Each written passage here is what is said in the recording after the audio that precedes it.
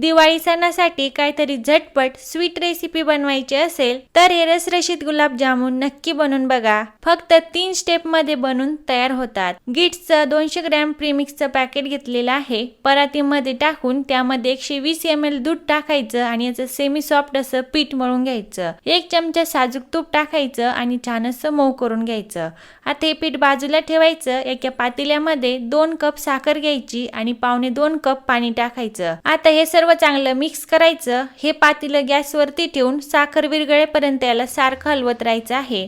नंतर यामध्ये 2 वेलच्या टाकायच्या आणि हा पाक नंतर 5 मिनिटांसाठी चांगला उकळून घ्यायचा। हा पाक हलका चिकट झाल्यानंतर लगेच गॅस बंद करायचा आणि याला बाजूला ठेवून द्यायचं। पाक बनेपर्यंत पीठ चांगलं भिजलेलं आहे। लगेच याचे गुलाबजामुन बनवून घ्यायचे आणि हे गुलाबजामुन मीडियम गरम तेलामध्ये टाकून छान असे गुलाबी रंगाचे होईपर्यंत तळून घ्यायचे। याची सविस्तर रेसिपी आपल्या चॅनल वरती आहे, नक्की जाऊन बघा। हे तळून घेतलेले गुलाबजाम लगेच गरम पाकामध्ये टाकून घ्यायचे आणि झाकण ठेवून याला 1 तासासाठी चांगलं मुरून घ्यायचं। तर आहेत ना फक्त 3 स्टेप मध्ये गुलाबजामुन बनून तयार। यावरती सजावटीसाठी थोडंसं सिल्वर वर्क लावून घ्यायचं, दिसायला खूप छान दिसतात। तर अगदी मऊ रसरशीत असे गुलाबजामुन बनून तयार आहेत। तुम्ही पण दिवाळीसाठी नक्की करून बघा आणि चॅनेलला सबस्क्राईब करा। Bye bye.